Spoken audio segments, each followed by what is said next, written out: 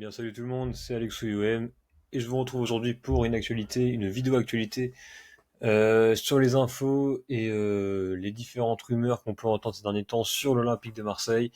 Je vais vous faire une vidéo sur le 11 idéal pour moi à réaliser avec les joueurs qu'on va avoir, les joueurs qu'on a actuellement, vous dire les départs potentiels et aussi les arrivées aussi potentielles parce qu'on a encore des arrivées qui devraient s'officialiser dans quelques heures. Donc bah j'espère que ça va vous plaire tout simplement. Après, bien évidemment, n'hésitez pas à me dire votre avis dans les commentaires et surtout, bah, je serai à l'écoute de vos avis.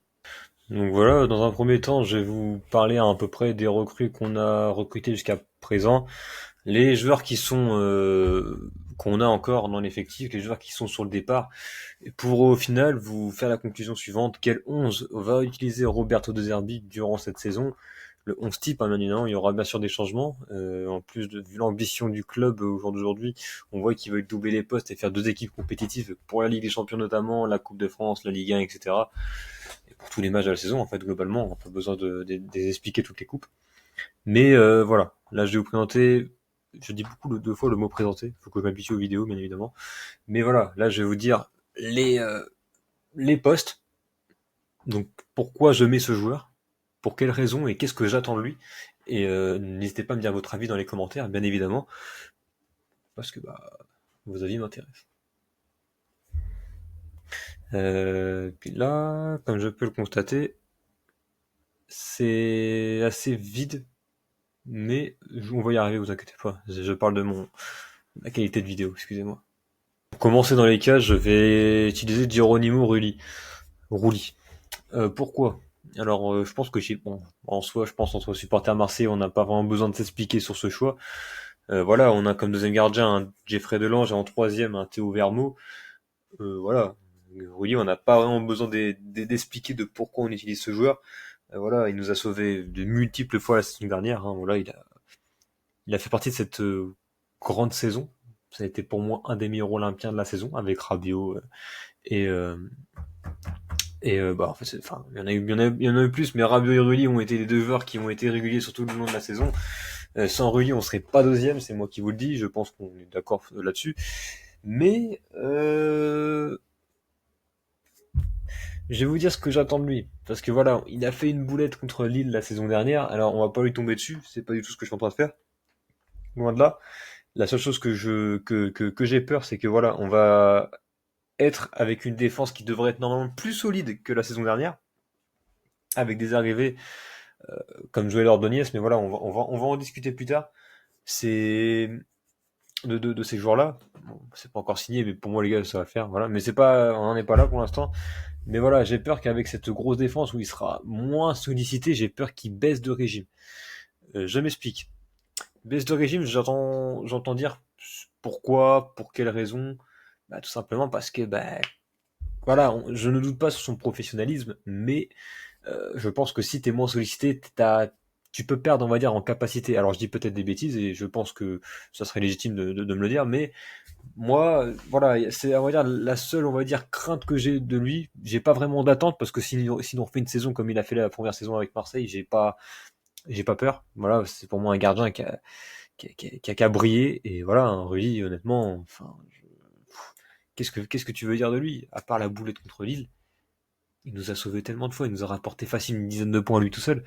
Moi, sincèrement, je dis moi, mais je pense que tous les supporters marseillais diront la même chose. Et je pense que les supporters, enfin, ceux qui regardent la Ligue 1, je pense que voilà, moi pour moi, ça a été le meilleur gardien de la Ligue 1 de la saison dernière, meilleur. Il y en a, je pense qu'aucun supporter pourra dire le contraire il est au moins top 3. Personne. Voilà. Moi, Durani Morelli, c'est sans débat possible, et je pense que c'est, euh, c'est légitime. J'ai changé la caméra de place, les gars. Donc, je pense que ça vous va mieux comme ça vous voyez bien tout l'écran. Je m'excuse de la gêne occasionnée. Voilà. Alors, je vais passer maintenant à la charnière centrale. En premier, je vais faire les latéraux un peu plus tard parce que je trouve que c'est quand même mieux dans l'ensemble. Je vois que la caméra fait des mauvais focus de temps en temps, donc voilà, je m'excuse pour ça. Vous allez me pardonner. C'est mes premières vidéos, les gars. Donc voilà. Là, je pense que voilà, on est tous d'accord sur ça, sur la charnière centrale. On va tous mettre un Leonardo Balerdi, qui a été pour moi le joueur de, enfin, le défenseur qui nous a le plus rassuré la saison dernière. Voilà, hein, avec des multiples sauvetages, hein, on se rappelle bien de tout. Ça a été, voilà, ça a été incroyable. Ça a été notre joueur phare en défense. Voilà. Parce que voilà, Bellardi a fait quand même des erreurs défensives la saison dernière, notamment face à Lyon, même si je pense que le rouge a été assez sévère, hein, qu'on se le dise. C'est un joueur qui est complet. Voilà, la Juventus le voulait, et voilà, en tant que capitaine de Marseille, en tant que pièce maîtresse de Roberto De Zerbi, en tant que premier relanceur, et en tant que il a tellement de qualité à Marseille, c'est notre colonne vertébrale, comme on pourrait dire, et honnêtement, bah, tu peux pas dire grand chose en fait. Voilà, à part que c'est un joueur qui est tellement important pour nous, parce que voilà, j'ai entendu dire quelques infos, voilà, nous on voulait le vendre pour 50 millions, je crois. Et t'avais des gens sur les réseaux, notamment des Parisiens, des Lyonnais, etc., qui disaient que 50 millions c'était trop cher, qu'on se prenait pour je sais pas qui ou quoi. Moi, je vais répondre à ça. Dans le prix du joueur, pour moi, il n'y a pas que le niveau qui compte. C'est pas parce que t'as un grand défenseur que tu vas valoir tant de prix. Ça y compte beaucoup, mais il n'y a pas que ça. Je pense que quand tu es patron de ton équipe, quand tu es important aux yeux de ton coach, peu importe ton niveau, ta valeur va augmenter parce que ton coach, ta direction va estimer que si on veut te lâcher, si vous voulez ce joueur, en sachant que c'est notre plus gros joueur, eh ben on va augmenter le prix pour potentiellement bah, retirer de la liste des potentiels prétendants comme la Juventus. Donc voilà, mais à part que c'est un bon défenseur, que c'est un grand défenseur, enfin un défenseur de très haut niveau pour Marseille, il y a aussi son statut dans le club qui compte dans sa valeur marchande. Donc voilà pourquoi Marseille voulait 50 millions pour s'en séparer, parce que c'est pas parce que c'est un grand joueur. Tu vois, par exemple, regardez, on va prendre l'exemple de je sais pas moi. Euh, Qu'est-ce que je pourrais dire? On va prendre l'exemple de Amin Harit, par exemple, voilà, qui est pour moi un très bon joueur de football. Un très bon joueur de football. Si on se réfère qu'à son niveau, c'est un joueur qui vaut au moins 15 millions. Sans m'abuser. Sans m'abuser. Mais le fait que c'est un joueur qui est dans la hiérarchie très bas, pour De Zerbi, bah on va chercher à s'en séparer. Du coup, on va baisser sa valeur marchande. Enfin, au niveau du club, pas forcément au niveau de transfer market ou quoi. On va chercher à le vendre moins cher pour s'en débarrasser, même si c'est un joueur qui vaut 15 millions. Donc voilà, il n'y a pas que le niveau du joueur qui rentre en compte. Donc voilà pourquoi Balardi à 50 millions, on le mettait.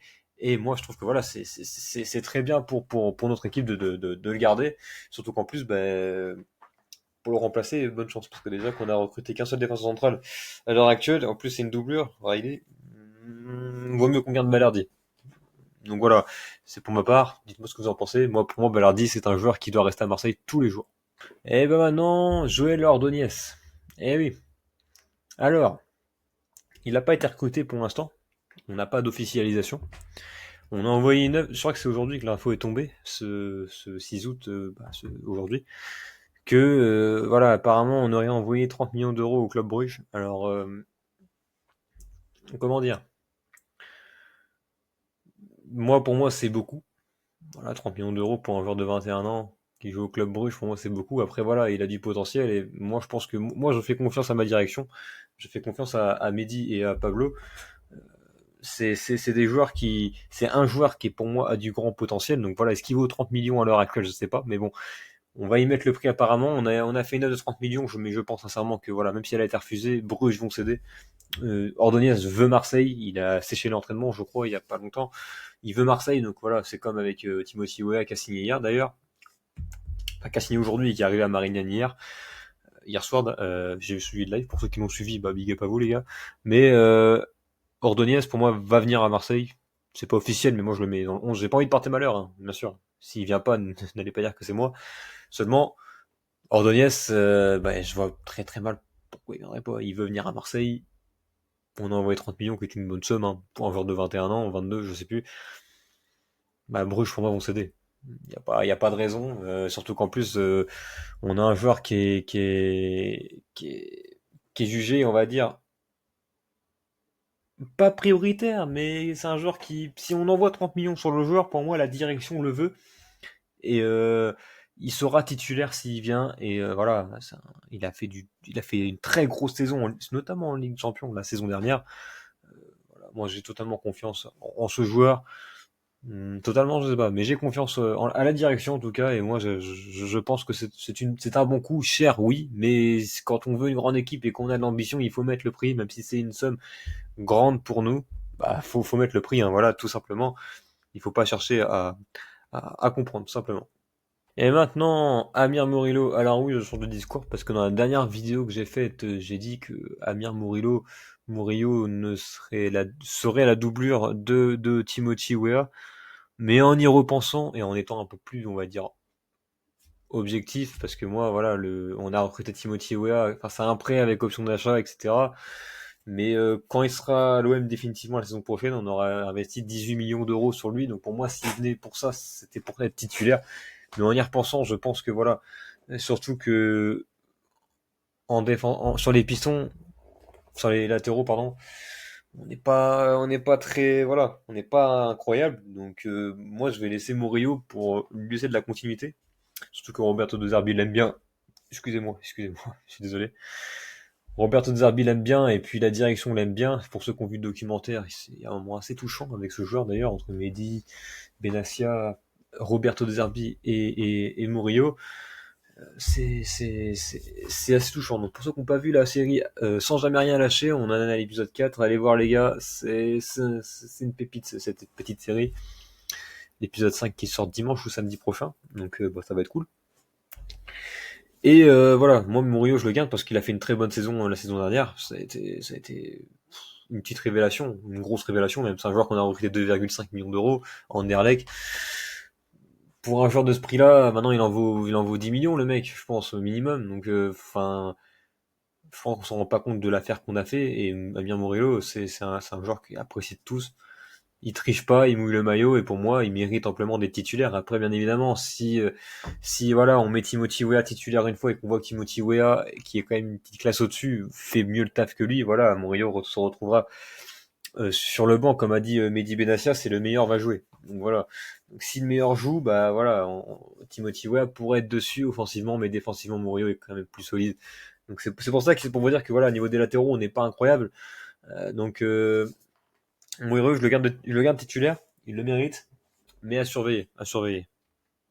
Et bien sûr, Facundo Medina en arrière gauche. Alors, moi aussi je suis sceptique, pour être honnête avec vous, parce que Medina pour moi n'est pas un latéral. Pour moi c'est un défenseur central. Donc voilà, mais quand on comprend bien la direction et le projet et le système de jeu de Roberto de Zerbi, bah on sent que c'est un choix intelligent. Pourquoi? Parce que regardez, on a recruté Timothy Weah pour jouer arrière droit et Facundo Medina pour jouer arrière gauche. Timothy Weah qui est un profil très offensif et Medina qui est un profil très défensif. Alors, dans le jeu de Roberto De Zerbi, comment ça va passer? Comment ça va se passer? Voilà, mettons que là c'est Weah à la place de Murillo, bah Weah qui est un profil offensif se projette à travers l'avant avec un Greenwood qui sera un peu plus axial. Et bah ça veut dire que nous on repassera en défense en 3. Voilà pourquoi on a recruté, je ne veux pas de secret, hein, je pense que vous le savez, mais je préfère le préciser quand même. Voilà pourquoi on a recruté un arrière gauche défensif et un arrière droit offensif. C'est pour faire ce type de schéma de jeu et bah, pour moi c'est très intelligent parce que bah, en plus ça va fonctionner. Hein, voilà, Medina en plus qui a joué beaucoup de fois en défense à 3 arrière gauche avec Lens. Timothy Weah qui a beaucoup joué sur l'aile droite et Murillo qui a souvent dû se projeter la saison dernière. Pour moi c'est une très bonne idée. Et bah, je pense que c'est un choix intelligent. Quand on réfléchit un peu plus, c'est un choix intelligent parce que j'entends dire que voilà, Medina, non, pas sur le côté. Ouais, c'est un joueur qui est offensif, pas défensif. Sur les faces offensives, les gars, faut savoir que voilà, comme je l'ai dit, Murillo sera en attaque et on sera en défense à 3 sur les faces offensives. Donc maintenant, voilà, à voir comment ça va se passer parce que voilà, on n'est pas sûr que cette tactique fonctionne, mais moi, elle me paraît cohérente. Donc, bah, pourquoi pas essayer. Et puis de toute façon, si De Zerbi estime que c'est la meilleure solution, bah moi on va l'écouter, on va écouter notre fameux coach parce que bah il nous a fait rêver la saison dernière, même s'il y a eu des périodes compliquées, mais on fait confiance à Roberto De Zerbi. Et bien sûr, dans le milieu de terrain, notre vice-capitaine Pierre-Emile Højbjerg. Voilà. Dans le type de joueur classe mondiale, voilà, on a un Pierre-Emile Højbjerg quel joueur. Il nous a fait une saison fantastique la saison dernière. Même s'il a eu un petit moment de moins bien, mais c'est à l'image de l'équipe. Hein, voilà, quand notre période où Bellardi était blessé, ça a été un moment de moins bien pour toute l'équipe. Donc bah voilà, Pierre-Emile Højbjerg, j'ai pas trop envie d'en parler parce que c'est pareil que Ballardi. Quand t'as fait une grosse saison, que t'es un joueur de ce calibre-là, tu peux que être titulaire en fait. Donc j'ai pas vraiment de choix à justifier, même si voilà, j'en ai qui aimeraient bien entendre mon avis, mais mon avis, voilà, c'est que c'est un genre de calibre de haut niveau et il faut tout simplement, il faut tout simplement accepter que ce joueur soit titulaire, même pour ceux qui le préfèrent moins. Moi, Pierre-Emile Højbjerg, je le mets tous les jours titulaire. Voilà, il nous a fait une grosse saison, une bonne prépa, vice-capitaine, pareil que Bellardi, une colonne vertébrale de l'équipe, un leader, dans le vestiaire comme sur le terrain. Que demande le peuple? Et puis sur les réseaux, j'ai entendu dire qu'apparemment il serait intransférable aux yeux de la direction marseillaise, donc on est très bien sur ça, il y a pas de doute à se faire sur Pierre-Emile Højbjerg. Et son coéquipier du milieu de terrain sera le fameux Angel Gomez, notre premier recrue que j'avais mis ici. Voilà, arrivé du mercato. Angel Gomez, que voilà, il a fait une grosse préparation et moi je vous le dis les gars, c'est mon petit chouchou. Voilà, j'adore ce type de joueur. Je suis très content de l'avoir dans l'effectif. Euh, quel joueur, la qualité qu'il a ce balle au pied, c'est impressionnant. Euh, faut, faut, faut... Non, je suis content. Je suis content parce que c'est un joueur pas de classe mondiale, faut pas trop s'emballer non plus, mais voilà, c'est un joueur qui est très agile avec la balle, qui est très serein, qui court partout. Enfin voilà. Après, est-ce que je le mets titulaire?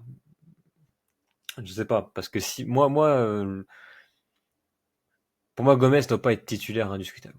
Pour moi Gomez, voilà, même si j'adore ce joueur, c'est un joueur qui pour moi doit être de temps en temps titulaire, de temps en temps sur le banc. Pas un statut de Højbjerg ou d'un Rabiot, il doit être en dessous pour moi parce que voilà, il vient d'arriver, il est jeune et puis voilà, hein, mais je le mets titulaire parce que déjà à l'heure actuelle on n'a pas d'arrivée, on a un Geoffrey Kondogbia, mais Kondogbia, moi je suis désolé, avec tout le respect que j'ai pour lui, je compte pas sur lui cette saison. Si dans la rotation, mais sur cette saison, je compte pas trop sur lui pour être honnête. C'est peut-être un grain de ma part, mais voilà, je sais pas. Je sais pas quoi en penser de Kondogbia, mais voilà, Gomez, je le mets quand même devant Kondo.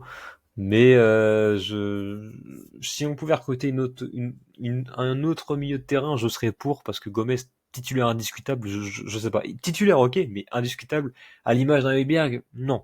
Non. Mais, bien sûr, c'est l'avis de chacun. Donnez-moi votre avis dans les commentaires, j'y répondrai bien évidemment. Si, un truc à dire, c'est que Gomez connaît très bien Greenwood, donc l'entente avec Greenwood sera, je pense, parfaite. Ouais, on va dire les termes, allez, parfaite. Et puis son entente avec Højbjerg, on l'a vu contre Séville, ça a été incroyable.